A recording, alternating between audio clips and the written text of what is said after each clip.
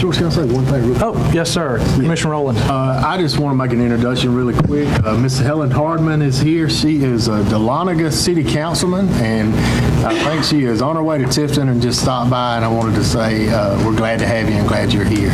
Thank you very much. Welcome. Thank you for being here. At this time, well, I guess first and foremost, do we need to approve the agenda? Okay. I will Make a motion. tender a motion. Okay, I've got a motion to approve the agenda. Second from Commissioner Rowland. All in favor? All right. At this time, we've got on the agenda, we've got a planned speaker appearance, Miss Leila Stone. All right. Hi, come on up. Test and make sure it's on if you don't mind, and, Okay, and test. pull it close if you don't. Test. There we go. Okay. All right. I speak kind of loud anyway, so, but thank you for the opportunity to speak before the board. I appreciate it. My name is Leila Stone. I live 768 Weldon Road. Excuse me, all this rain and gunk has gotten me, but I live 768 Weldon Road, Forsyth. I just wanted to, I had a couple of things I wanted to bring to the board's attention. I wanted to again say that the staff of Monroe County, I did this back I think in December, but the staff is always, the employees here of Monroe County are always cordial to me. I've had an enormous problem with the erosion from well, a big cause of it from the construction that has come about to my property. And I wish I had some pictures, but I do not. If you want to see some pictures, I'll show you some the next time. But it's been a real mess, okay? They have not done perhaps the best of securing the erosion. Now, I have been in constant contact, and they can attest to this, with Junior and with Anita and with others in the county to come out, and they've really been helpful. So I first and foremost want to thank them for their time, because I've got a problem, okay? It is caused from the rain, but it's a big problem over on my property, and it is. It remains a problem. It's been a problem since November 16th. Now, I'll guarantee y'all it has not quit raining since November 16th, and I totally understand that. I'm not unreasonable, but I again want to commend your employees, because they're good, and they stop what they're doing and come out and see me. And Wait a minute, they're not our employees, well, they're they're your employees. Well, that's correct, but y'all, under y'all's direction, okay, they are my employees too, because We appreciate the compliment. I pay my taxes and et cetera. That's going to lead me to the next little quick thing, that I'm still on this impact fee on out-of-town builders and in-town builders, okay? Commissioner Mammy and I have discussed it a little bit. You know, I just have a problem with, this isn't a cost to me. My replacing and fixing my land is a cost to you too, and you're not out there living with me. None of y'all live with me but me, but it's a cost to me. It's going to have to cost the county to fix it. I understand that the roads are the county's responsibility. Absolutely. I would like to see, Anita is one person, Junior is one person. As we grow, and y'all, I promise you, I do not have a problem with growth. I do not. I do not. I have a problem with mismanaged growth, and I do.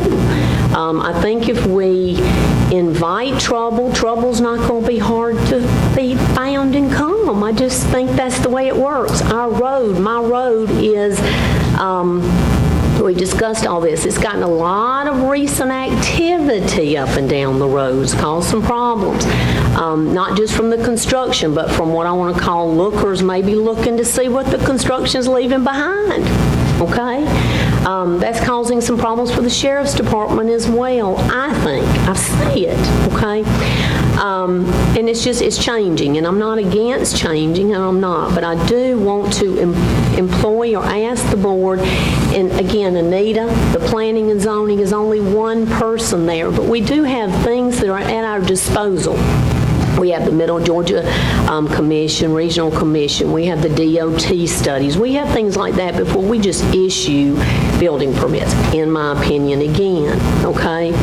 I just think that it would be we all want to invest well. Each and every one of us want to invest well. We want to invest well in our county. We don't want to have problems down the road. We're not running a sprint, we're running a marathon. We don't want to have all these problems. The road's tearing up. The erosion, which they will attest, is pretty high out there right now on my property. And not just my property. It's been a problem down the street to another neighbor. But again, I have concerns with I'm not going to say safety, because I don't feel not safe. I don't, no. But we're going to have some police activity. We're going to have more fire. We're going to have et ceteras, et cetera, et ceteras. Now, one thing that I really do want to bring this out, and I apologize for doing so in a public forum, but I'm going to. I took the Monroe County Reporter, last week's paper, grabbed the building permits, and I went down them. There's another website called gsccaweb.org, which is the Georgia Superior Court Clerk Association website, where you can easily go on and see what liens are owed to our county. I'm not talking about other notices and mechanics liens, and I'm not talking about that. I'm talking about what's owed to Monroe County. This morning, tax sale here, in our county, and the tax collection, and of course we have to go through the processing. I understand that. Just as another avenue to just be a little bit, we have something to be proud of. We just shouldn't, to me, my opinion, open the gates to everybody to come in and build. That's my opinion, okay? I think we need a little bit of just reeling it in a little bit, just taking a little bit and taking the cream of the crop, so to speak. Not saying that these are not cream of the crop builders, the only way I know to talk, okay? But anyway, if you look in that, and I'm not going to call names, and I'm not, but you can go down that site right there, just in the Monroe County paper of the building permits, and you can go down there and you can see the liens that are against Monroe County, okay? Builders who have built and are having a building permit with Monroe County tax lien. I understand that. Might not be a lot, might not be anything. We may not have the course of action to be able to do that legally. I don't know, okay? But I feel personal feelings. If you were to come borrow some money from me or ask me to do something for you, I would make sure that you paid your debt first to me. If you told me that you were going to, if I loaned you $100, I want my $100 back before I loaned you another $110. No offense. It's just the way I work, okay? So anyway, I just want to make sure, and again, with more building, I don't know how you address the problem. I don't, but I think it's going to be a problem. I think it's going to continue to be a problem. I appreciate the board listening to me consecutively and consistently about this, okay? It's been a problem, and I don't see it just going away. I love Monroe County, still love Monroe County, love where I live and plan to live there, okay? Not trying to hurry you. I'm hurrying. About 3 minutes. I got it. I'm long-winded. Pace yourself. I'm doing it. Now, on the Weldon Road plat, I do want to make sure, the Weldon Road properties for the subdivision on the Weldon Farms, I do want to make sure that in August you all did, I think it was Mr. Ambrose, I believe, but asked to be 1,500, asked the builder to come up to 1,500 square feet. Now, I would like to clarify that and see if it's going to be heated square feet or if it's just going to be, gross living area. What are you referring to? Weldon Farms, Mr. Wesley, there's a preliminary to reapprove those for Weldon Farms, the 32 lots back in there. Now, this is not the road frontage now, but in August we discussed it, and he came forward to get these lots perhaps redone or getting it approved to be done. And y'all as a board at that time said would he be willing to go up to 1,500 feet? And he said yes, he would, with reluctancy, okay? And I would just like to know if that's going to be 1,500 square feet heated space, or if that's just 1,500 square feet with the garage, okay? So, and that was in August 7th meeting, and it is there. But again, gentlemen and lady at the end. Appreciate y'all's time so very much. And these resources that we do have, they can't do them because their hands are so busy constantly anyway, so that's going to be more manpower. Can I ask you a question? Yes. You're talking about, you're going down the list of Monroe border, and some of the ones that are building owe us money. Now, explain that to You me. can go in there and you can search a tax lien, and if Monroe Unpaid tax. County is a FIFA, and if they've canceled it out, they've canceled it out. If they haven't, they still owe Monroe County some money. But then you're talking about them coming in and building more homes after that? Sure, they're going and getting a building permit, sure. And that's just, I mean, I'm going to say this in truthfully and honesty, you know, I've been there before. You know, I've fallen into hard times, absolutely. I'm not going to ever call a kettle black that I'm not a part of. I've done that too. I understand what you're saying, and you're saying that if they owe something, we shouldn't be giving them permits to build I more think that stuff. we should be cleared up first. I don't care if it's agree with $100 you. or $200, okay? I just don't think that that's a correct thing to do. I think it opens up, and again, I'm not speaking for any judgments, I'm not speaking for any notices, I'm not speaking for any of that. I'm talking about direct Monroe County Tax Commissioner owed money. Okay. Thank you very you. much. Appreciate your time, Thank you. comments. All right, I guess at this time, you know, since we've had an opportunity for public comment, are there is anyone else that would like to speak? I understand, actually, I've got a note that Miss Kathy or Heath Autry would like to speak. While we're in that mode, would you like to come and take a few minutes? Or less, if you prefer? Less. Okay. And just for those sharing tonight, currently the max time you're allowed to speak is 10 minutes, but in light of the other business, if you can say it in a shorter amount of time, we would appreciate it. But Yes, sir. One, are you Mr. Heath Autry? that's me. And your place of residence is 476 Mayfield Road? Yes, sir. Okay, thank you. I guess my question to you is, well, really everybody. I mean, I guess I need to come to these meetings more, you know, for myself. That way I know what's going on in Monroe County. I guess I've missed a few things. I guess, you know, because I ain't been to these meetings.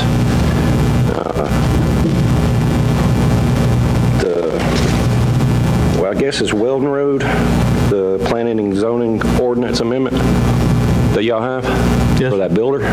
Yes, sir. How many homes are going in there?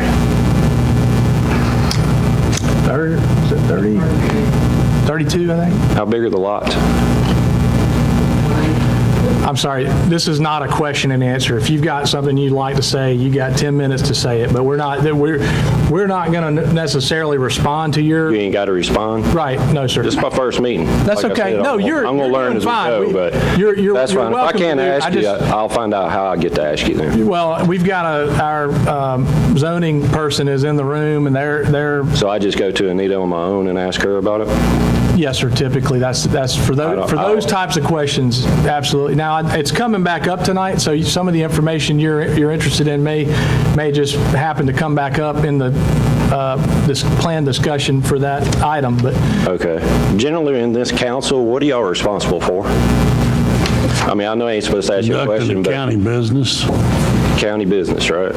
The 46% raise that the commissioners got. That's right. You can blame me for that. I don't blame I'm gonna anybody. I was just asking. I'm going to ask and insist, sir, that you speak your mind and that we're going to not comment. We're going to hear you out. Everything you say will be written down. We're going to take good notes. If you're a taxpaying citizen in this county, Yes, sir, I am. your opinion is valued, okay?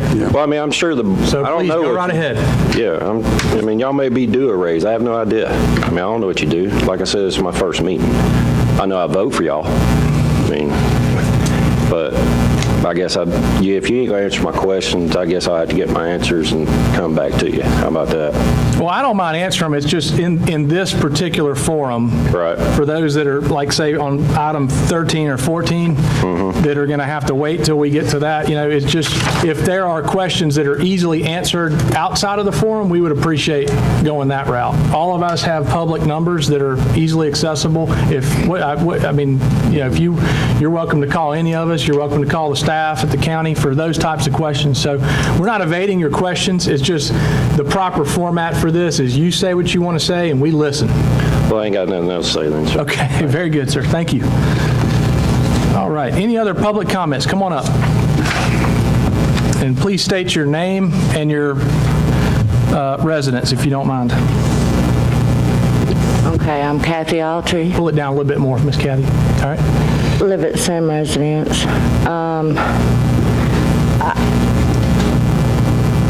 I don't think you deserve a raise.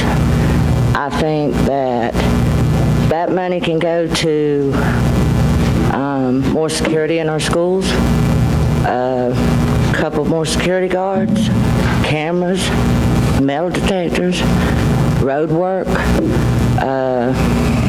and I back the blue. sorry? I back the blue. They have a very low income working with what they do. And if anybody in the county deserves a raise, the blue do. And that's Amen. really all I got to say. Oh, thank you. And I'm not going to ask a question, but y'all are crazy for 46% increase in your income. 5%, 3%, 10%, but 46, why didn't you go ahead and round it off to 50? I mean, That's a good question. I don't know. I'm not asking, that's the way it is. Yeah. Well, I'll say one thing, if you don't Go right mind. ahead. I'm retired. I got a good pension. These other guys work a full-time job. This job is supposed to be part-time. So we got people who run for this job part-time. It's not a part-time job. You'll spend, if you do the job like you're supposed to, you'll spend 60, 70 hours a week going out doing stuff costs. And you know how much they're making for that? $656 a month. Would you do it? Yeah, if it was helping my Well, why don't community, you run this next time? I just might. That's why I'm getting familiar with I was y'all one right to now. propose the raise, and because I'm going to finish out this 4 years, and you couldn't pay me enough to get back up here and do what they're doing. But it needs to be some Just kind of to see financial the money county in place. thrive to and the get- community thrive. Hey, It needs- you can pay me $400 a month. Well, why don't you run next time? Okay. All right, thank you. Listen, we actually very much do appreciate your comments and your thoughts. You know, if you would like a more, a little bit more discussion on this, I'm happy to speak to you in another forum. You can feel free to call me. But, if again, I'm not trying to turn this on you, but had you been here for the meetings where we discussed all this leading up to now, Well, from my understanding. excuse me one second, let me finish if you don't mind. Had you been here for those meetings, you would have seen multiple presentations that explained why we did what we did. So you may disagree, we're all entitled to our opinion. We thank you for your opinion and appreciate it. And unless there's something else you got to say, Well, I did have a very good source, and at that particular meeting about the raise, one of you on the board talked to the person and said there was nobody at that particular meeting, so y'all went ahead and passed it. ma'am, I have no idea what you're talking about. Every meeting that we have, that we pass anything, is advertised well in advance, and it's open to the Well, I public. read the paper all the time, and I did not see it. I did not catch it. So I'm sorry, you were mistaken on It that. was at a regular county commission meeting. It wasn't in the paper? I said it was voted on at a regular county commission meeting. Right, but nobody showed up for the thing, so y'all went I ahead and believe passed you're it through. mistaken, ma'am. I hate to tell you that. I don't know of a meeting that nobody's ever showed up at since I've Never. Except the budget meeting. Now, we have had budget meetings where we're setting the budget for the year. Nobody shows up, and then they gripe next year why this is in the budget. But at a regular county commission meeting, we've had somebody at every one of them. Mr. Daniels, Shorty. And we don't just indiscriminately decide what we're going to get paid. There was a lot of study and time and energy and effort that went into studying us versus other counties. So anyways, again, I'm happy to discuss that and show you some of the data if you're interested. If you want to reach out, I'll personally respond to your questions at another time. Is that okay? All right, thank you. Thank you, though, for coming. We appreciate it. Any other public comments at this time? Okay, seeing none. What's next? approve agenda. All right. Actually, we've already done that. the minutes. So let's see. I make a motion, we suspend the reading of the minutes And approve with the, and approve of the normal time. all right, got a Second. first and second. All in favor? All righty. Moving on along. Monroe County Board of Assessors appointments. Mr. Hedges?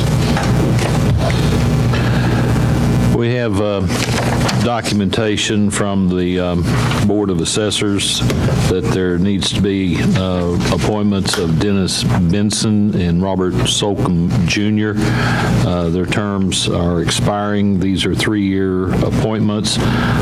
Both have indicated they would like to continue on the Board of Assessors.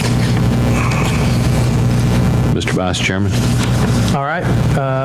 I'll hear any motions. I make a motion, we approve.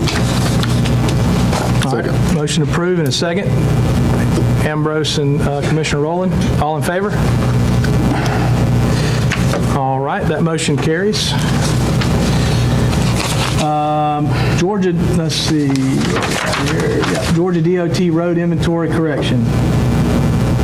County Manager? Okay.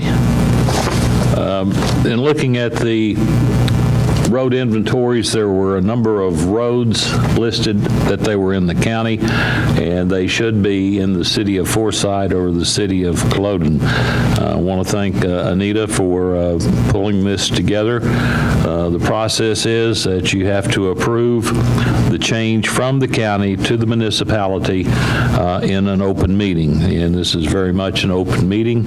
So this would be the motion. These are the names of the roads that are currently listed in inventory, showing them in the county, and they need to be shown on the inventory as in the city of Forsyth and the city of Culloden.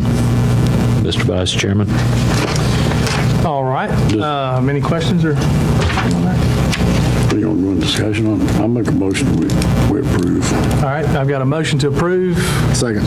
Second, discussion? Yeah, if, Mr. Hedges, if these go into the city's coffers today, are they responsible for the maintenance of them then? Absolutely. I make a motion, we vote.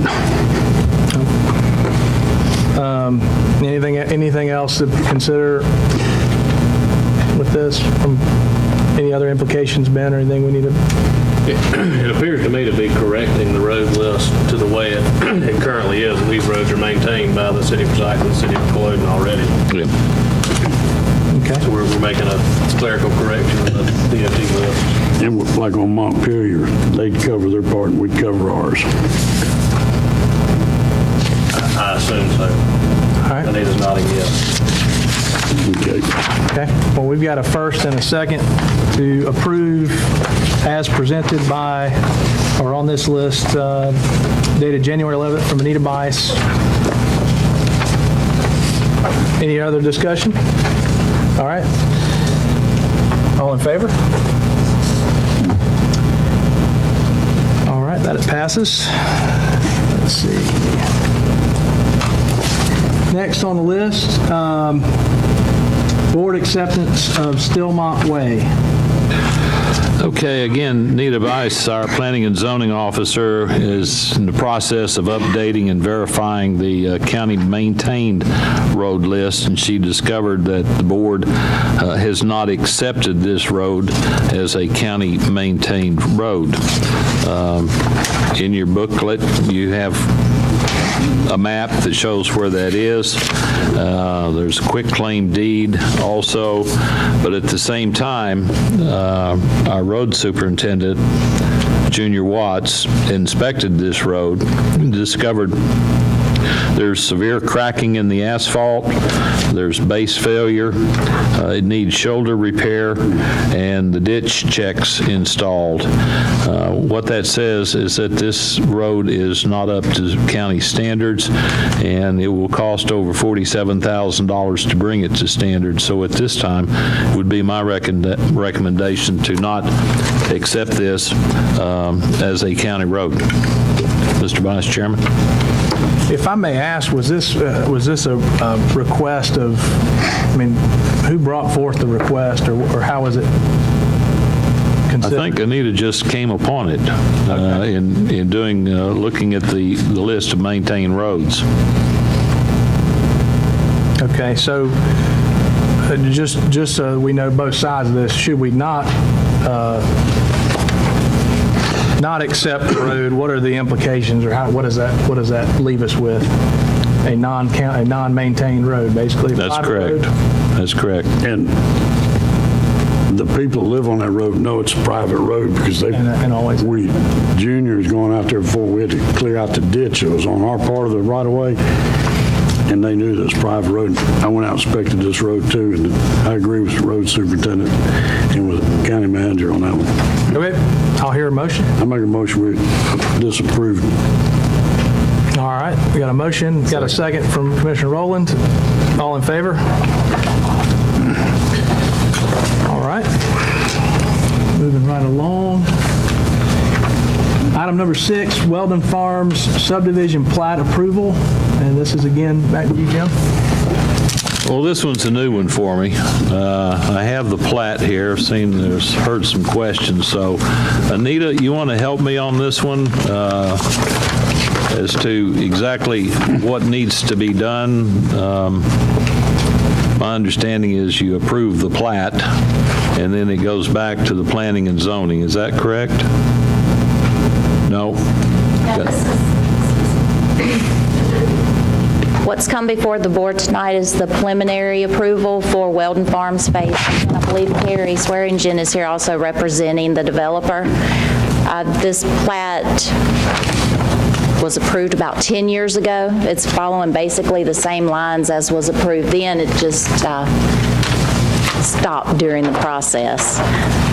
It meets all of the subdivision requirements for a preliminary plat. What would happen next if this is approved tonight would be, I would have a pre-construction meeting with the developer.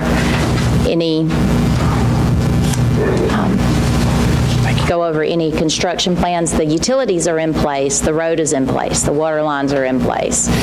It's pretty much just clearing a bit of the right-of-ways and then clearing the lots, and it'll be ready to start building houses here. There'll be some water line testing that's required because they have been dry for so long. Our road superintendent may want to require a compaction test for the roads, but they appear to be in pretty decent shape. But as I said, Environmental Health has already done all the soil studies and reviewed those and have signed off on the preliminary. Excuse me, do all these lots meet our minimum? Yes, sir. All 1 acre, at least 150 feet of the building. Yes, sir. This was conditionally approved, or was it refresh my Yes, memory if you don't mind? it's required that it have a 1,500 square foot minimum. When Ms. Stone brought up her question, if that was a total or a heated, I looked back in the minutes for that meeting, and it doesn't specify. It doesn't specify. It doesn't. The minutes do not. 600 square foot house and 900 garage was not heated. I doubt it'd sell very well, but yes, I suppose they could.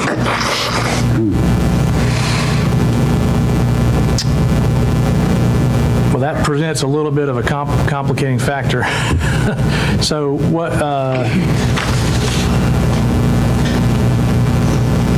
well, I mean, do we need to clarify that, or yes, ma'am? Yeah. You were present the night of the hearing, I recall. First phase, the heated square footage minimum is 1,300. So basically, people were trying to, citizens that live in the area wanted these houses not to be super small, and so the builder agreed to 1,500 heated square footage. Right. So so And that although was, the minutes don't that was my,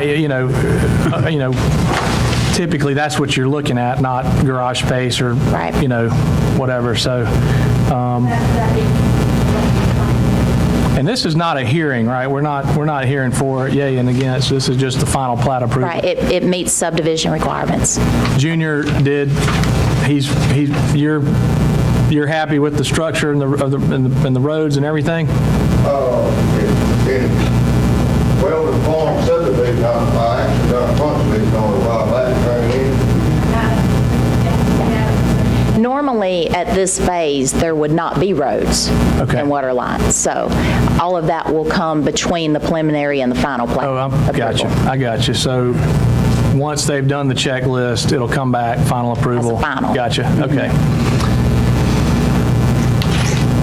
So there's, other than the condition about 1,500 square feet, which that's clear that it's heated. Heated. Were there any other conditions? No, sir. Okay, so everything else is meets to spec for what was approved back in, whatever it was, May or what? Well, it meets the specs of our subdivision ordinance. Okay, gotcha. What happened back last year, that was a rezoning for the 1 acre lots. That was a rezoning to residential so that they could have 1 acre Right, lots. that's right. That was the hearing. Got it. Okay. All right, commissioners, pleasure of the board. I make a motion we approve. Yeah, I'll second that. All right, I've got a motion from Commissioner Rowland and a second from Commissioner Ambrose for approval. Any discussion? Is this the Miss Stone, is this the property you were referring to? It is, I mean, it does not specify, so I think you, Where do you live in relation to this Weldon Farms? it's right down the road. I live down the road from all the road from you. You can't miss, because of all mud, to be perfectly honest. But is this where you getting the erosion off this property or just come down? Okay. Off of lot 3. I get But I thank you for clarifying the heat, because I think it's been a problem. Okay, well, we've got that clarified now. Yeah. No more Ms. discussion. Janet, you'll make that clear in the minutes. All right, well, no more discussion. I'll call the task. All in favor? None opposed? Unanimous approval? All right, let's see. Not undoing that right there. All right, moving on. Item number 8, Middle Georgia Consortium. You skipped 7. Did I skip? Zoning resolution. My bad. I got check happy on here, my apologies. All right, number 7, Planning and Zoning Ordinance Amendment. The Planning and Zoning Board has recommended a text amendment to the Planning and Zoning Ordinance. Specifically, the recommendation is to limit the amount of time for those in favor and those against a zoning decision from 10 minutes for each person to a total for public comments of 15 minutes for and 15 minutes for those opposed. Should the Board of Commissioners be in favor of considering this amendment, this will go back to the Planning and Zoning Board for a public hearing. All right, So in essence, it's just limiting 15 minutes for and 15 minutes opposed regardless, they got 100 people. That's what their recommendation is. To start the process to do that, y'all would not be making that text amendment tonight. It would go back to the Planning and Zoning Commission for a public hearing and then a recommendation to y'all to make a final decision on whether to make that change or not after it's been duly advertised. I make a motion we proceed with the recommendation of the Planning and Zoning Board. Second. all right. I've got a first, or a motion from Commissioner Ambrose, second from Commissioner Rowland to proceed with the recommendation of the Planning and Zoning for changing the requirements for speaking time for approvals. Any discussion? If I could just word his motion a little bit, Mr. Ambrose, if that's acceptable, to begin the process of a text amendment Correct. as recommended by Planning and Zoning. You know, I said proceed. We'll begin, make a motion we begin the process instead of proceed. Okay, so I've got a motion and a second. I'll call for a vote. All in favor? None opposed? Unanimously carries. All right, thank you. Item number 8, Middle Georgia Consortium. Well, this is an opportunity for you to nominate one of your commissioners that's missing tonight. Sign him up for 11 months of duty on the Middle Georgia Consortium. I believe he's been on this for a number of years. They've helped Middle Georgians since 1975. They've helped thousands of individuals receiving education, training, support that they need to begin successful careers and to secure employment in the labor market. It's 11-month assignment, so you can throw him under the bus and sign him Doesn't up. have to be a commissioner we appoint to it. No.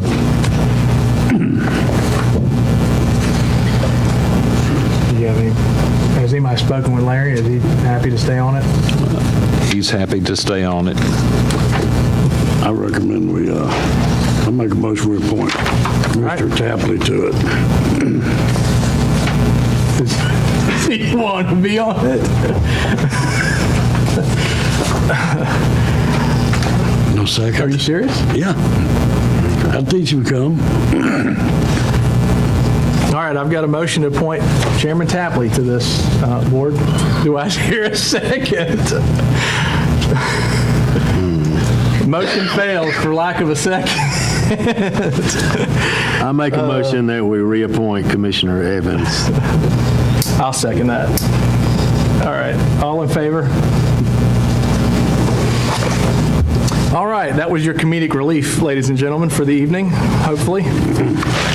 Moving on to item number 9, Recreation Department concessions bid. This was advertised requesting people to come in and make proposals for running the concession stand for 3 years at our recreation facilities. We had 2 bids. Christy Landers had a flat monthly fee payable to the county of $300 in a month, and she had a very large variety of food, drinks, candy, and snacks. The second was David R. Bailey of Peachtree Sales and Marketing. He proposed a flat rate monthly fee payable to the county of $126, and his variety of food and drinks was much smaller. The proposed suggested prices for items for resale by Ms. Landers are significantly lower than those prices proposed by Mr. Bailey. So, in a nutshell, Ms. Landers will pay the county about $175 more per month, and her prices for those attending recreation, sports, and facilities are much cheaper. So the recommendation to the Board of Commissioners is to award the 3-year contract to Ms. Christy Landers. Mr. Vice Chairman. All right. I'll make a motion we approve. All right, I've got a motion from Commissioner Ambrose to approve the recommendation of our Recreation Department head for concession stand services by Christy Landers. Second. All right, I've got a second from Commissioner Ambrose. Any discussion? From Commissioner Rowland. Excuse me, Roland, forgive me. Is it, this will be on a yearly contract? It's a 3-year contract. How many? 3 years. 3 year? And during that time, she's got the right, I mean, surely she's sides. not going to hold these prices for 3 years. I wouldn't think so. Is there any kind of deviation, or if she wants to go up on it? Not in the contract.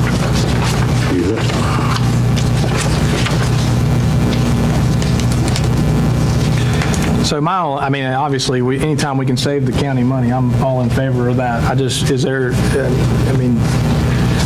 Just want to make sure that with it being a 3-year contract, that both the products and the services and who's over managing that part of it, that it's The Recreation Board. board. In the contract, does it state anything about those prices for the life of the? I don't recall it saying that those were 3-year prices. I do recall that both sides can back away from the contract if they're not satisfied with it. But if we approve, what's to say that next month they don't go up $5 on a hot dog? They'd be out of business, I would imagine. Because we can terminate if Yes. if the service is not good, or if the prices go way up or something like that. Okay. It says the contract is for 1 year with option to renew. Is that right? I think he said the contract was for 3 years. Right here. Contract is for 1 year with option to renew.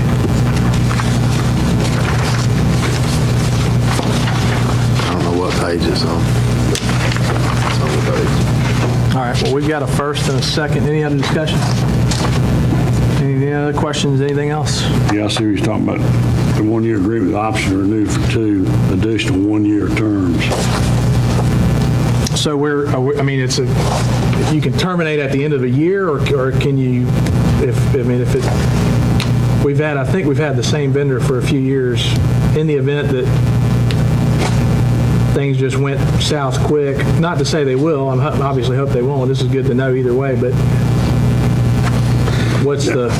The only thing that I'd have a problem with, excuse me, the contract says they've got exclusive rights out there, and the only thing that they wouldn't have would be the annual Paul Brent tournament.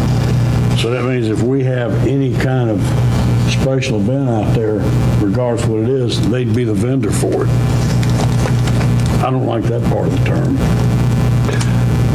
Well, let me do this. This is the same contract that they've had out there for a number of years, is to get Ben to rewrite a contract for this service with those items that you're discussing tonight. They took the same contract, sent it out, request for proposals, and this is what came back. But it's probably time to redo this contract. Can I make a motion to withdraw my approval and make a motion to table this till we get the contract redone by our... We can bring it back on the 19th. Would that give you enough time to look it over? Yes, sir. I'll withdraw my original motion, make a motion, we table this till our attorney gets a chance to come up with a new contract. All right, I got a motion to table item number 9. I'll second. And a second. Commissioner Rowland, all in favor? All right, number 9 is tabled to the 16th, you said? Or 19th. 19th, excuse me. All right, number 10, Strickland Loop Road landfill contract. Got help in the audience if you get deep into this one. The background is that Monroe County Strickland Loop Road Municipal Solid Waste Landfill was initially permitted by the Environmental Protection Division in April of 1992. New EPD regulations that went into effect in 2018 require all solid waste handling facilities to conduct a permit review every 5 years. The deadline for this comes up in September of 2019. In my world, this is a government unfunded mandate. Harbin Engineering, they have been providing consulting services for the county for a number of years. You'll recall earlier this year, you renewed the annual contract with Harbin Engineering. They are our firm of choice to prepare this application for the EPD. They're very familiar with it. It's a lengthy process and it's costly. It'll take about 16 months from start to finish. The scope of work includes a number of preliminary meetings, designs, and surveys. Take about 3 months to do that. They have to prepare a design and operational plan, another 5 months. EPD review is involved. Harbin addresses the EPD comments, and they will issue major modification permit 3 months later. The permit becomes final within a month of that submission. The cost proposed in the contract that's included in your pamphlet is not to exceed the budget for a scope of work of $170,000. Again, this is an unfunded mandate. Funds from the county will come from the contingency fund. If you have questions, we have representatives from Harbin with us tonight. This is a large piece of work, and if you don't have it, you potentially are shut down. Mr. Vice Chairman. Oh, thank you, County Manager. I do, if it's okay, do you guys mind approaching for just a minute?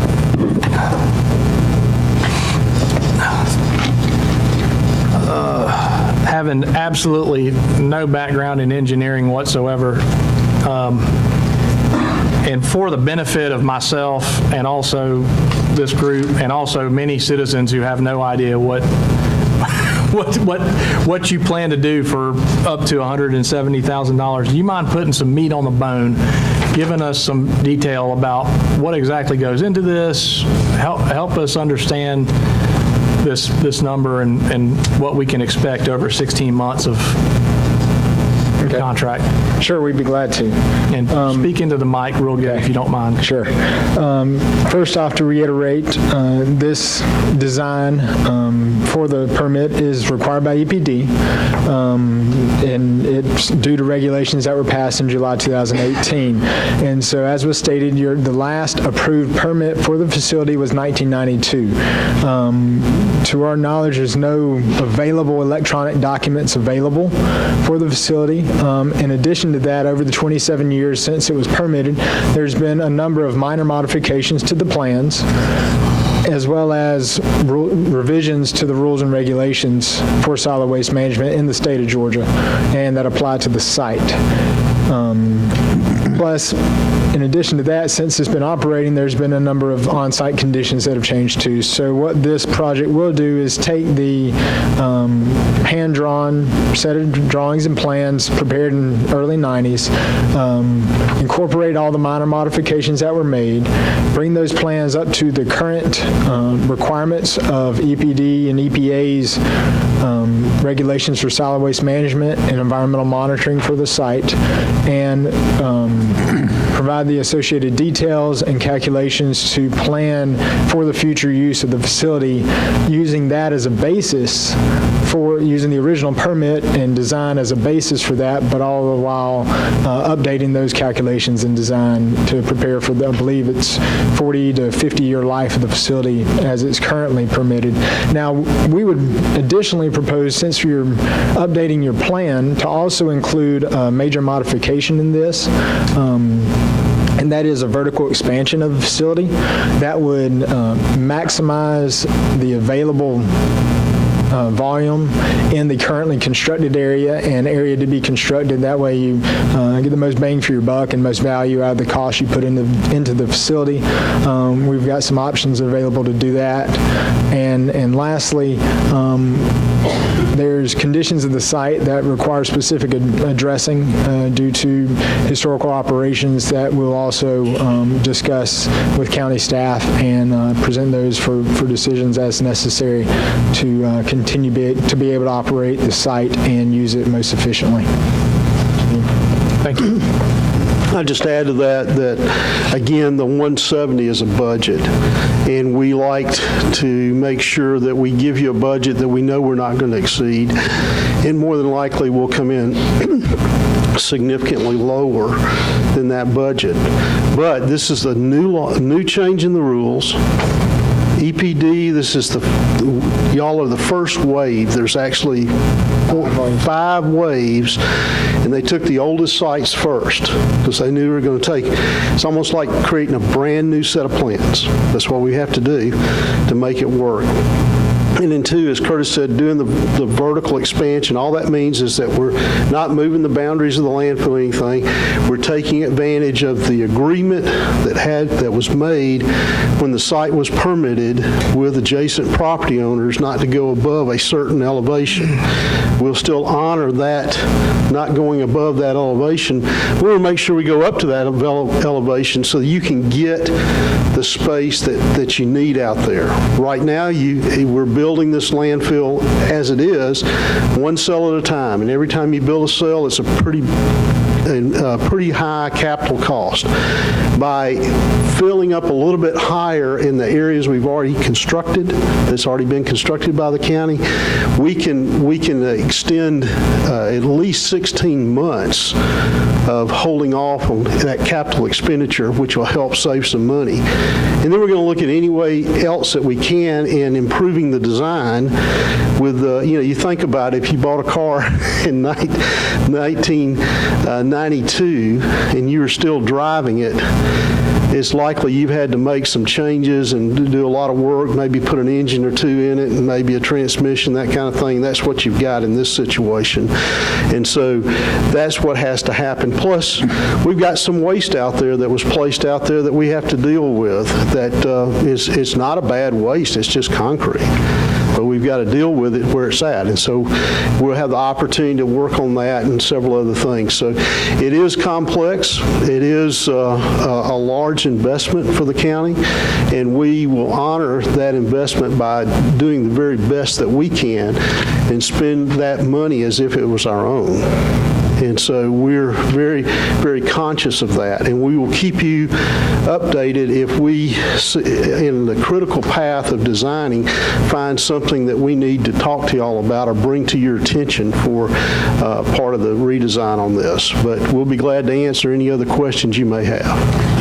I've got a question for you. The deadline's September 1st for the 5-year permit review, and yet this is going to be a 16-month process. Are we going to meet the EPD's requirements and get that taken care of? Okay, Jerry. Either one of us could take that. Right now, EPD's up to their eyeballs in things to review. And so we went the other day with another client, and we sat down with them and explained what we were doing. And we were, as a matter of fact, we were the very first set of plans that anybody was willing to meet with them on. And so we'll go sit down and meet with them because we don't want to do an update and then turn right around and raise the grades up to that maximum that we can according to previous agreements we're held to by law. And we don't want to come back and say, oh, by the way, now we want to submit a vertical expansion. So now you got to review the plans again. That's more costly and everything else, and it's time consuming. So we think that we can probably compress that or get them to agree that our application is complete and that they would give us an extension, because once we get authorized, if y'all authorize us to do this work, first thing we're going to do is go sit down with them. And anybody who wants to go with us from the county, you're welcome to attend and go to that meeting. And sometimes that's helpful for EPD to see elected officials or staff come to those meetings. And because they were very thankful for what we did with this other client. And it was a different situation, different part of the state, but they were in that first wave as well. So what we're going to do is, knowing that we've got a short time, we're going to put the pedal to the metal, as you'd say, to try to get it done in time or get it as complete as possible and see if they will agree before we get to that point. We'll sit down with them at the table probably next week or the week after next. Matter of fact, we've got another meeting with another client on this same issue next week, or maybe tomorrow or Friday, they said. And or if not, it'll be next Wednesday. So we'll try to go ahead and combine that meeting when we sit down with them on this other thing, say, hey, since we got everybody in the room, let's go ahead and talk about this one too and get this one out of the way. So that's what we're trying to do, and that's why the time frame, if we were doing it on a normal course of things, and of course that means that EPD reviews it, but all we have to do is submit a completed application on or before September the 1st. Okay. And one other question, talking about going vertical a little bit more on them. On the closed cells, can we go back and do that on them? Do they, over natural compaction, when they sit there for 10 years, do they go down and settle? There is a percentage. That percentage can be anywhere from 10 to 25% settlement. I mean, it just depends on the type of waste that went in there, how well it was compacted initially, a lot of different things, but you are going to get some settlement. And two, we're going to look at a different closure cap option that we can insert in these plans that would possibly give you a significant amount of additional airspace. Being this required by the EPD, I make a motion we approve Hardman to do this. All right. I've got a motion. Second. Discussion. You keep, is this the first time that you guys have done it, or is that what you just did for another client? You just did this same I know everybody keeps saying it's new, it's new, it's new. I'm trying to figure out, have you done, you've done this process, this particular process before? Nobody in the state has, because they've never had a 5-year permit review, because what'll happen is after we do this new set of plans and send it in 5 years, they're going to want another update, but your update will cost you a fraction of the cost because your plans are already up to date. And all we have to do as engineers is say, yes, everything's up to date. There hadn't been any significant minor modifications or changes to the plans. We go down their checklist, we check it off, and you're good to go. If I may add to that, this is a new process, a 5-year permit review. However, Harbin Engineering has prepared a number of design and operational plans for municipal solid waste landfills in the past. Yeah, and also I would add to that, we've done numerous vertical expansions, which is a major modification. It requires one public hearing, and because you're adding space to your landfill. One of my capacitors stuck in my brain, so I can't think what it was. I was trying to think what that last cell cost us, roughly. The engineering and the construction and everything. It was pretty hefty. I would think it was in the, 300,000? it was somewhere around 4, even 5. We did a smaller cell than we usually do, so it was about 400,000. Typically, it was running over the past 2 or 3 that we've done around $600,000 plus. So if we can put that cost off for an additional 16 months, because we can go back and go up where we already have a lined system, we're just stacking on top of it, it makes sense to squeeze every little bit of airspace out of that as we can. You said 40 to 50 year span. Was that from then, or is that starting now? That was based off your July 2018 remaining capacity report. That number could be increased with some of the modifications in the design. Okay, so right now, based on the current flow and usage and accumulation, we got about, in your mind, at least 40 more years without adding any additional property. Yes, sir. But that's without adding any additional property, but that is adding more cells. The cells we got to hold us that long? Yeah, the cells that have been permitted, that are currently permitted, unmodified. That's what I mean. Yes, sir. Yeah. Yeah, the existing footprint of the landfill as it was permitted in 92, that is 40 years. And then when we add the vertical expansion, we pick up somewhere in the neighborhood of 6+ years additional, including 16 months on. And in that time, though, we're still going to have to, I know we've got permit for cells, we're going to have to construct another cells. Oh, yeah, we got plenty more cells to build, but we're trying to go up as high as you can go before you have to move over to build a new cell. All right, you backed me up again, just with the way you just said that. So you're saying that from 92, it was a 40. No, in 92 it's more than that. Okay, that's what I. Yeah, no, this was 2018 update, it was 40 years moving forward. You have, every year, you're required by law to submit a remaining capacity report. And so the remaining capacity report is submitted back in September, said that there was 40 years left. Question, does that number account for 30%, growth over a 10-year period, which I think is 27% or something like that growth that we're expected to grow in our county, just out of curiosity? It does not, because what it is, I tell people, it's like a snapshot on your retirement account. Okay? Any one year, it could be up, it could be down.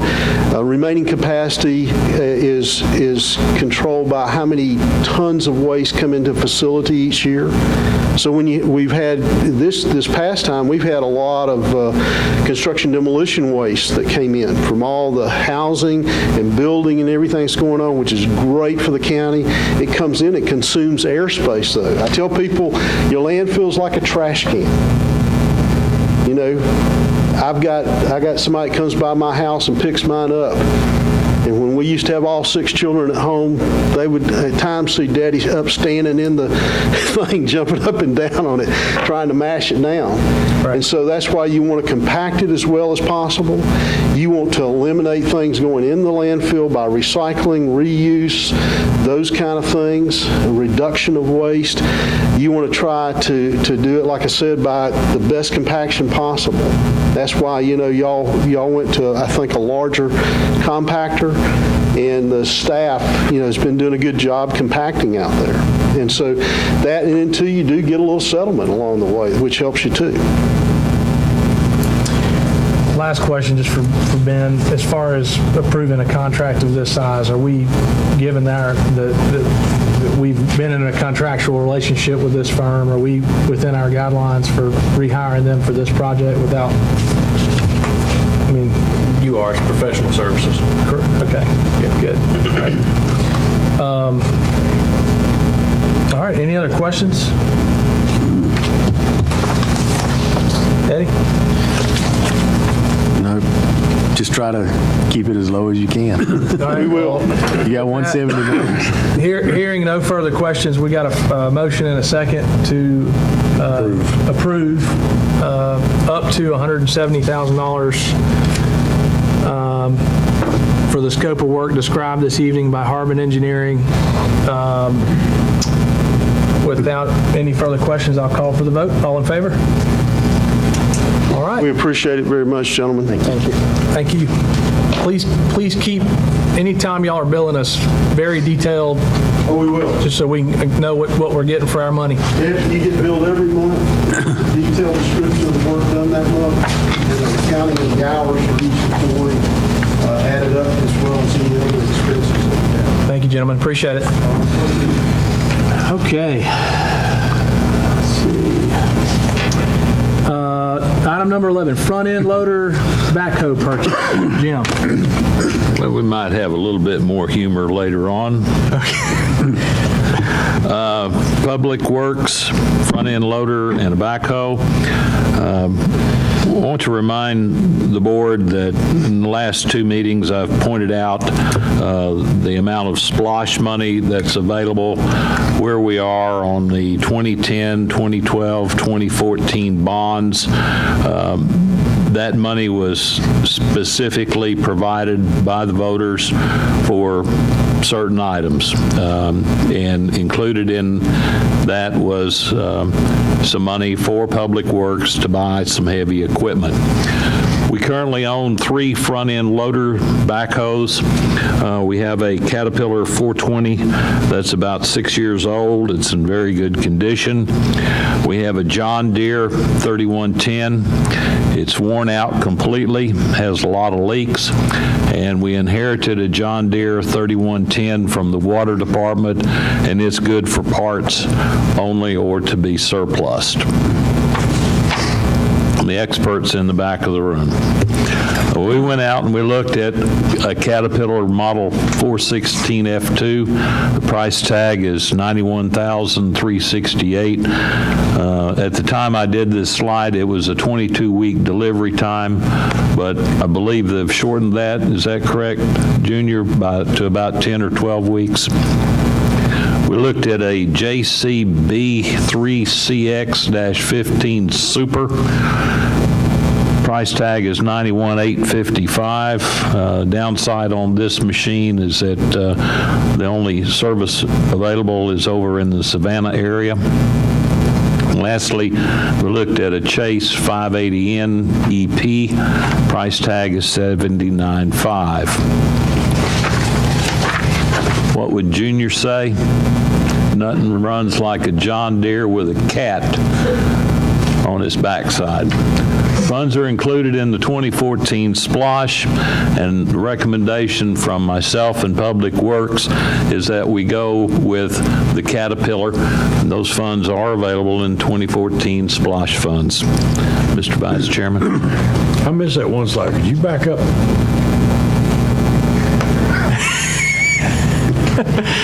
He was having a great day that day, whatever day we took that picture. Wasn't it? A Monday morning, probably. That's awesome. All right. Thank you, County Manager. Is there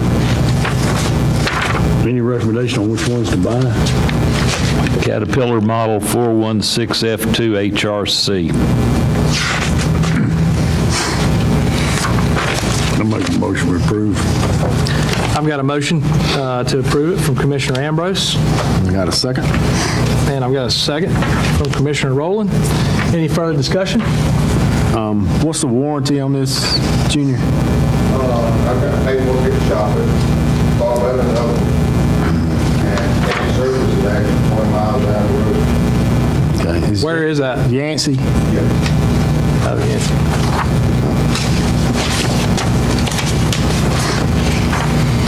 All right.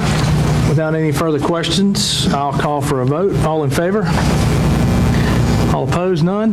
Passes unanimously. And we will move to item number 12, property maintenance ordinance. This is something new for the county.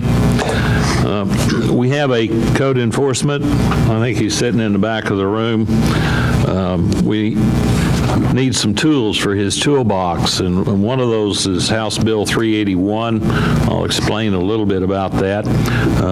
There's also called the minimum dwelling standards, which is currently the only tool in the toolbox for code enforcement.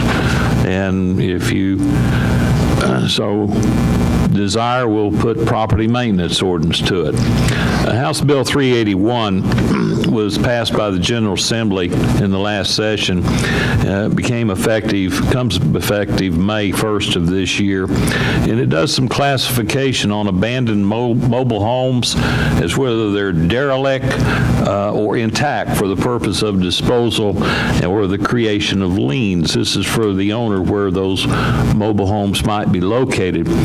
It provides for the creation of a lien on abandoned mobile homes, and it provides opportunity for a hearing. Now, that doesn't involve the county government other than the code enforcement officer goes along and is part of the process in determining if these mobile homes are derelict or intact.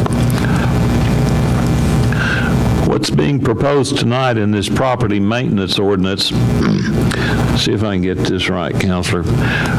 You currently have a chapter, we would repeal Chapter 5.3 of unsafe buildings and add that at the back end as Chapter 5, Article 6.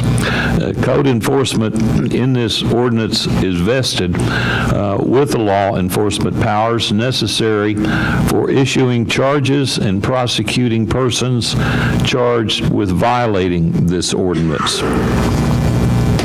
Specifically, inspections, written notices, obtaining inspection warrants from the magistrate court, placarding premises that are unfit, issuing complaints in rem against the property, magistrate court hearings, and failure to comply after 270 days, compliance officers shall cause the dwelling, building, or structure to either be repaired, altered, or improved, or to be vacated, closed, or demolished. This would be following a ruling from the magistrate court. In addition, the compliance officer is authorized to utilize and enforce and abatement procedures for property that has junk, weeds, high grass, junked or abandoned automobiles, junked or abandoned appliances, garbage, trash, or any other condition which are in non-compliance with the ordinance. This is an ordinance that provides code enforcement with some authority to clean up those properties that are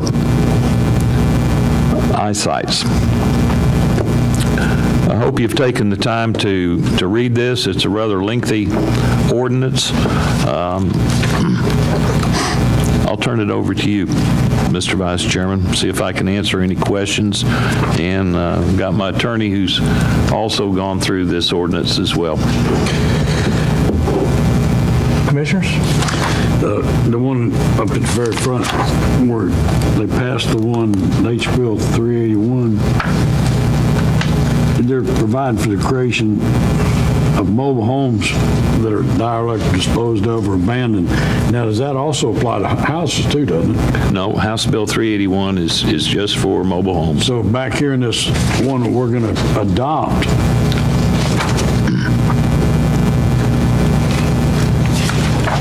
That's for buildings, dwellings. so that's not part of that wasn't part of the House Bill 3. No, it's just new words. 381 is the tool that's in the toolkit for the code enforcement. And what was I didn't read the part in there for the fines for that. That all goes to municipal court, or magistrate court judge. But like on some of our things, we've got a minimum, a fine up to. Is there any kind of fine schedule for this? It'd be treated as a misdemeanor, so the maximum fine would be $1,000. And then if we have to clean it up, we I get. think the county code provides it may be up to 500. So, but if, that'd be the fine, but if we have to send our road department out to clean it up, then we can attach the cost of the lien to it. Okay. If we go through the magistrate court process. Okay. So there's 2 resolutions in front of y'all and 2 ordinances, just to make sure y'all were clear on that part of it. There's the property maintenance ordinance that Mr. Hedges discussed, and there's also the minimum standards that Mr. Hedges discussed. The reason it got separated is to make it fit into our existing code without having to renumber the whole building. We need to take these both one at a time.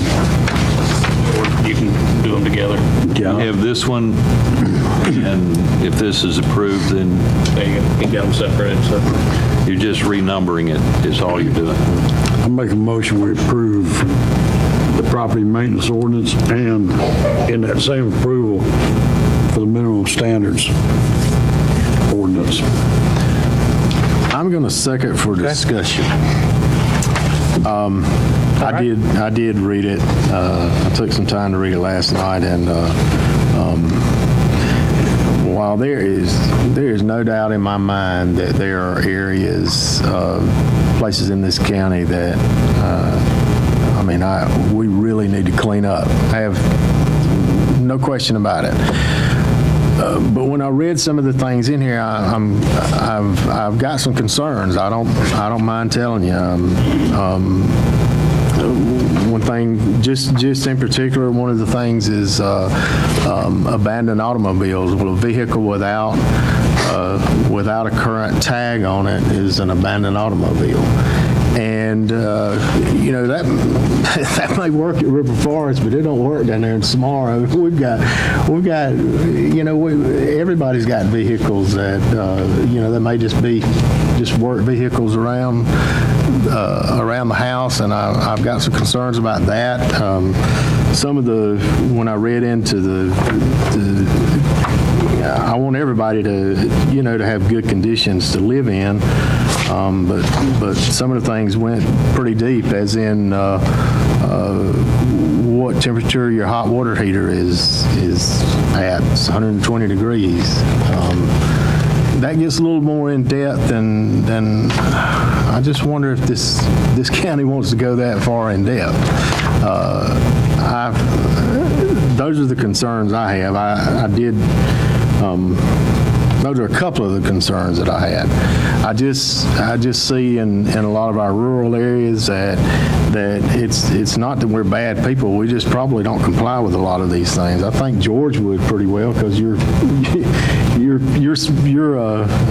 covenants will apply there. But I think about where I live, and I think about people out in the country, and I've got some concerns about it. I think we need to. I almost think we need to table it, and I talked with our code enforcement guy and Jeff, and while we absolutely agree that we need to do something, I just don't want to jump off into the deep end. I think about this and think about a certain piece of property, and we go to with this ordinance, and we say, here in this ordinance, you're not following this, and this, and it looks terrible. And your grass is knee-high. And I think about that person taking that ordinance and say, well, I want to go to Eddie Rowland's house, and my Johnson grass is 19 inches high, and the maximum height's 18 inches. I mean, I know that may sound ridiculous, but if it's a law, and we're going to follow all the law, we just went through this with one of our recent ordinances, and we said we've got to enforce this law, and we put this law on the books. There's a lot of things that I think a lot of us that live out in rural areas are not going to comply with. Correct me if I'm wrong, the existing ordinance we've got, it allows the homeowner to have, an extra car around his place. And that's just because you didn't have, am I right on that one? Anita? We have minimum standards.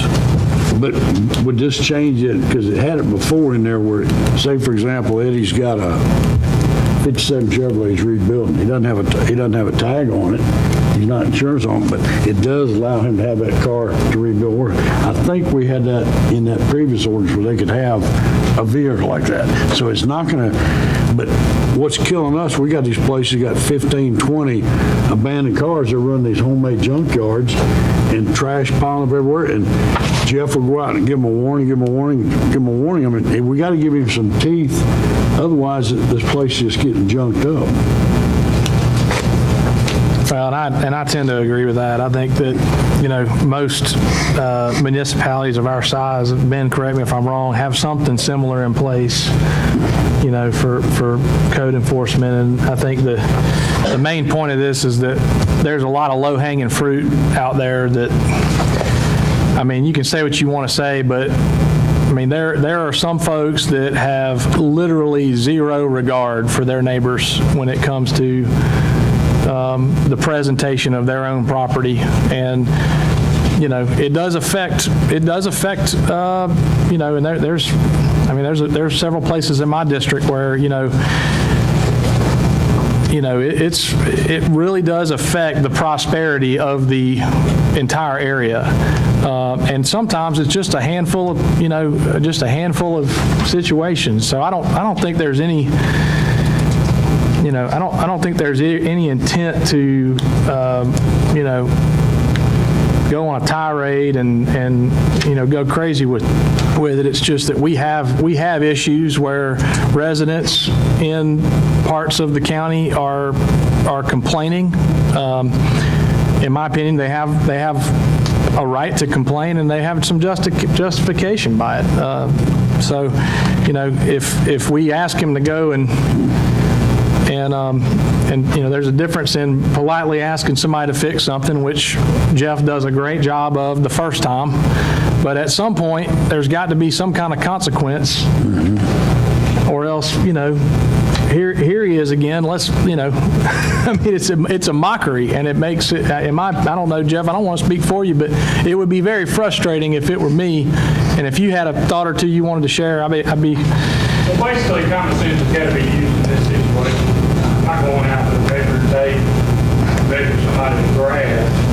Now, if they're having constant issues with it, and I'm having to go out on a regular basis, then, we'd have to address that.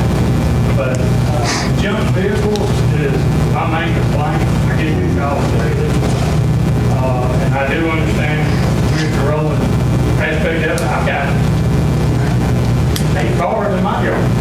All of them are tagged in time, they're all credit.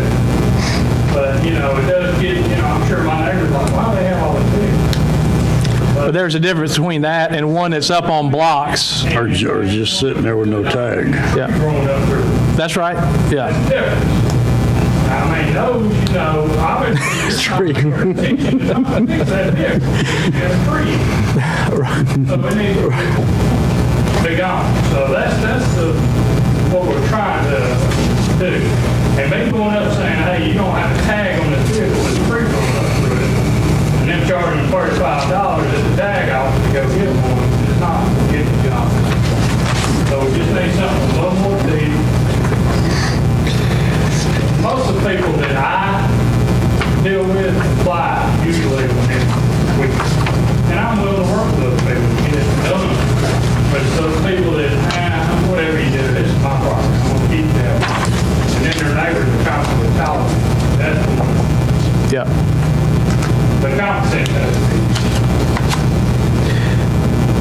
question on page 6, section 38-34A. It says every building, dwelling, or structure in the incorporated area of the county. Is that I've supposed? corrected that. Okay, unincorporated? It's unincorporated. So that's, the city's still there, they've got their own, they're covering, okay, so, so I'm sorry, remind me, we had a motion and a second for discussion, is that where we're at on it? Right. I have a motion to approve, the second. In a second, so given the fact there's only 3 of us and Eddie has voiced a concern about it,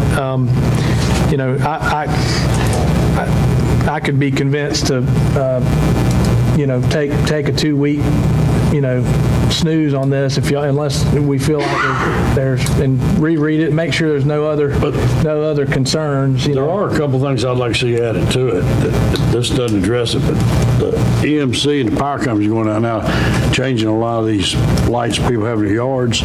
They're putting those LED lights. And now they've started putting on the power line going right down the road, this right next to our highway, the landowner that lives there, they're having these LED lights, and they'll blind you. There's got to be something to address that. They won't put those big bright LED lights. There should be some way they don't blind them. The motorists going down the road. Just here in the last 3 weeks, there have been 3 or 4 of them popped up. I've had people call me, is there anything in our ordinance to stop that? I've called the EMC, and the poles there, so they don't have to pay existing pole fees. They just put it on the one right there on the road. These are on the right-of-way you're talking about? Yep. On the power company's right away. But the landowner that lives there is paying to have the light put up, and they'll blind you. I would like to see something that addressed this, so I wouldn't have a problem, putting this off till we can study it a little bit more. And I think, and let me say this, I think some of you guys are out there saying, what in the heck, Eddie? I ride by these junk cars every day. What are you even having this discussion for? I want you to listen, just bear with me for about 30 seconds. Every dwelling, building, and structure shall have water heating facilities which are properly installed and maintained in safe and good working condition and are capable of heating water to such a temperature as to permit an adequate amount to be drawn at every required kitchen sink, lavatory, basin, bathtub, or shower at a temperature of not less than 120 degrees Fahrenheit. Your government's about to tell you that your temperature of your hot water heater has got to be 120 degrees. Are you guys okay with that? Roofs shall be maintained in a safe manner, have no defects which might admit rain or cause dampness in the walls or interior portion. I go over and over, but do you kind of get the gist of what I'm looking at? I'm looking at something different than the old abandoned house that you rode by. This goes a lot deeper. Those are the concerns that I have. I look at it another way too, but you got a lot of landlords that put these tenants in there and they can't afford to go somewhere else and the house is falling in on them. The hot water heater quits on them. We got nothing to say about it. Now, I could see that on any new homes being built, but this helps protect the renters too from these irate landlords.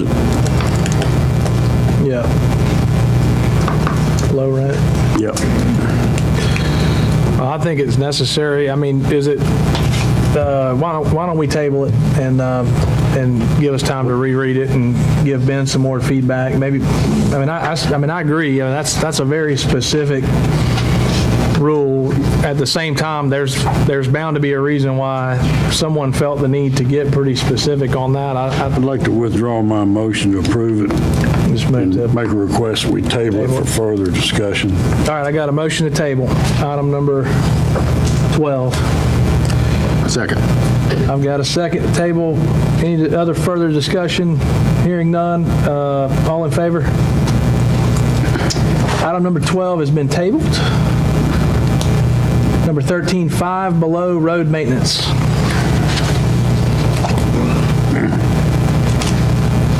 The ordinance was written by a lawyer. That's why it's got all that detail in there. It's got to be able to hold up. There's no doubt about it. Hopefully, this is my last item of the evening. We have some road problems at the drive that goes into where the new Five Below facility is being built. It's kind of hard to see in the photograph, but we have some curb slippage. Other areas, we have some drainage problems. Probably the most serious is the asphalt slippage. Wow. And some subsidence.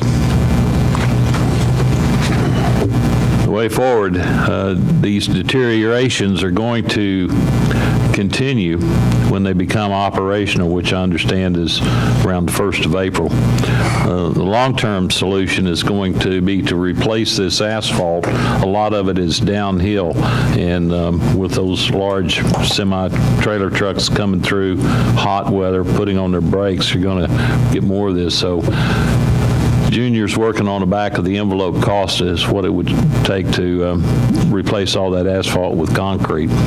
But right now, we have to repair this. Have had a couple of estimates, looks like $62,900. With Houston Asphalt, funds are within Junior's budget, but I will say this will take about 25% of his 2019 repair and maintenance budget. 25%? About 25%. How far have we chewed into it at this point? 2 months, not far. But the long and short of it is you'll probably have to come back and get a budget amendment. And that's a county-maintained road right there? That's it, yeah. And the bid was Georgia Asphalt 63,317, and Houston came in at 62,900, and that place is supposed to open up April 1st. I think we need to get that thing fixed as soon as possible, because we don't want to be in a road tore up when they start opening up and running that thing. I'd make a motion we approve, get it done. All right, motion to approve. Do I hear a second for discussion? I got a second for discussion. All right. Okay, so I see way forward authorized to proceed with repairs of Houston Asphalt. I need to make sure I said that right, because I think he said Houston. Houston Asphalt, it cost us $63,317, but Where'd you see that at? They submitted a revised number. Okay. And it was, it came in after this slide was prepared. All right, so it was $63,317, and they have dropped it to reduced that price. $62,900. $62,900, okay. As we told them at first, they'd have to tear down that gutter and put, the curbing, put new back. And Junior says it can be fixed by just raising it, so that changed the bid on that one. Okay. Question, how much road are we talking about to concrete if and when we decided to do that? Pretty close to a mile long. Yeah. So just off the top of your head, and when you concrete it, you got to do what, 6 inches? Off the top of your head, what are you talking about as far for a mile? 200 grand, something like that? I'd say about, $2 million? You have to put rebar and everything in it. How much? About $2 million. For a mile? Guys actually don't contact them hard, listen that with them. And we're going to get them pretty close. I'm just going, It's ridiculous. just in case it's 200 or less, if y'all knew it was, let's just say it was 200 to do that, a mile of paving is 120, right? For an inch and a half. About 125 125, but let's just theoretically, it's going to be more than 200 though, isn't it? Probably. Far more. Yeah, way much. I just hate throwing something, and then 2 years from now, that 60. Well, we're hoping in the 62 is meantime not- that the Development Authority can talk with that EDI and make a new entrance into it. Because the way it's set up now, just like County Manager said, they're going to come in and they go down that hill and they start braking. It just keeps slipping.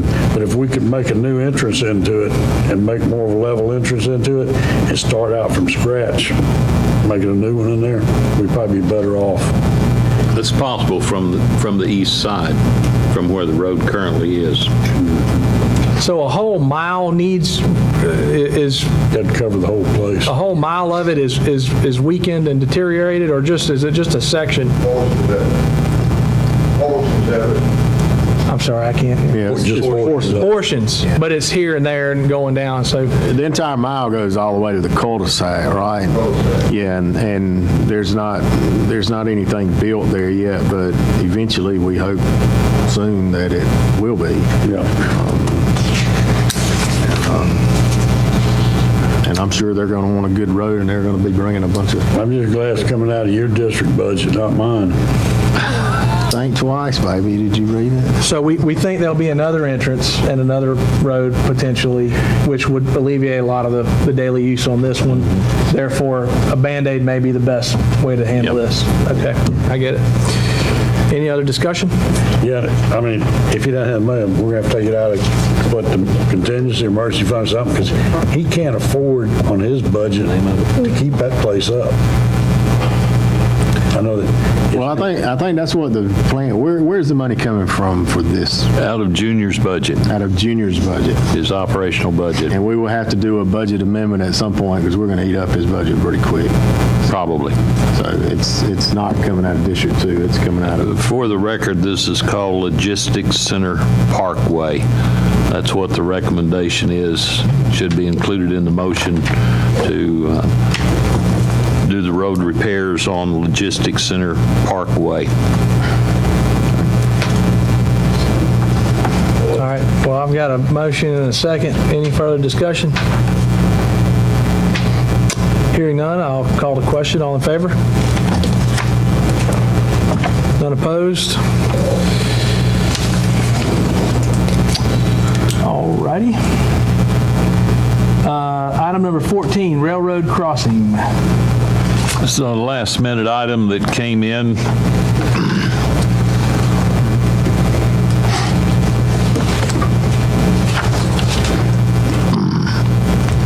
The objective is to begin the procedure to close the railroad crossing at Benson Road and to widen the railroad crossing at Old Rumble Road and add crossing arms. This is the 30,000-foot view.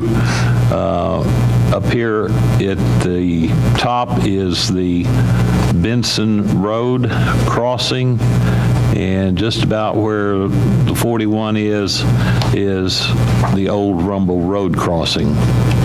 This is a closer look at Benson Road. It's a one-lane crossing currently.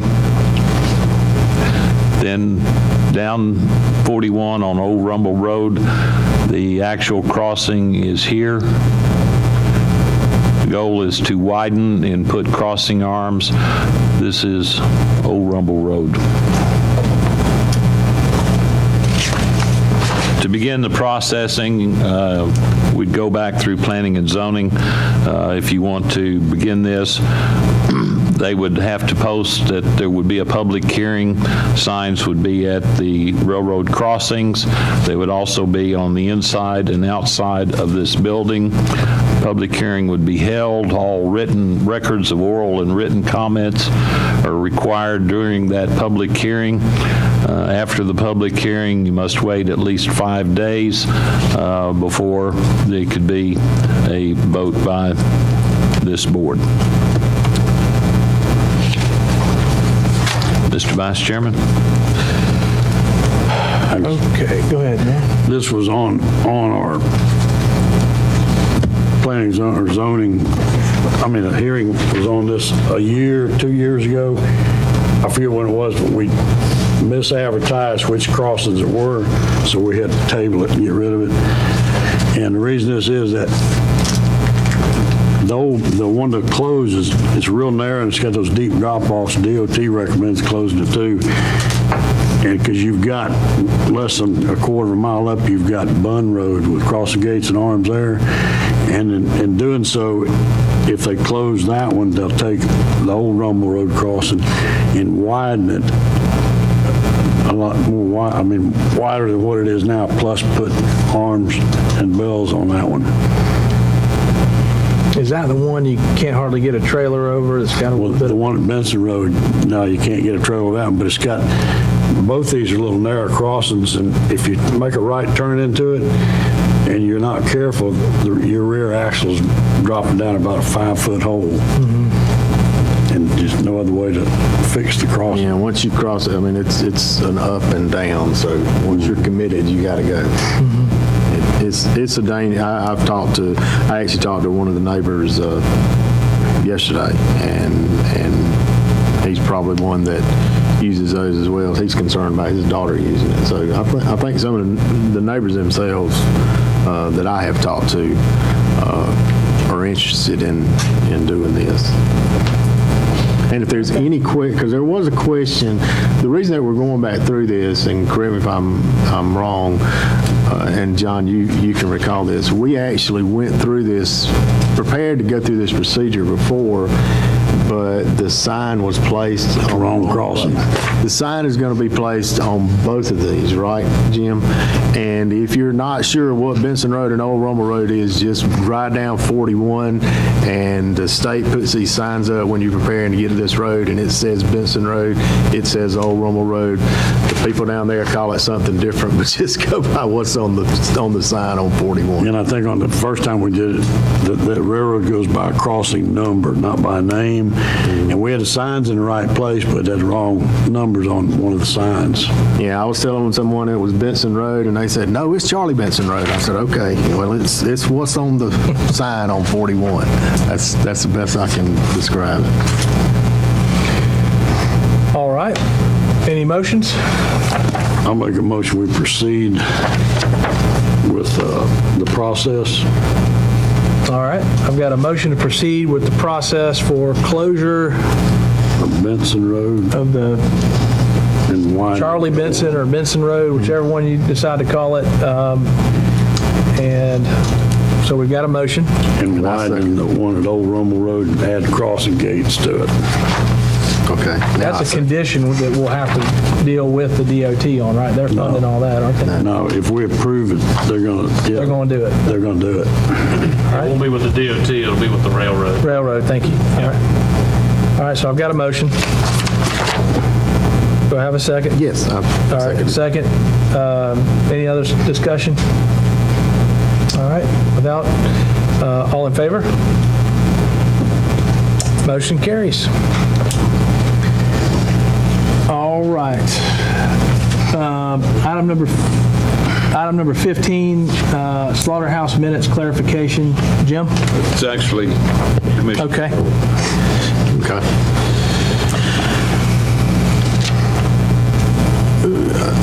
For any of you that were here, or for those that were not, we had a hearing, and we approved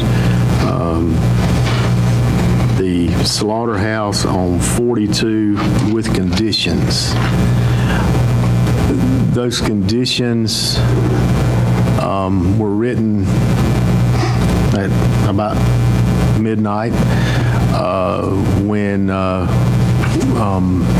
when we looked at these, we saw that there were things there that just simply needed to be clarified. I mean, it was just, it wasn't, we didn't have a good direction to tell to tell the citizens what to expect, or to give the expectations to the person that was building the business. So,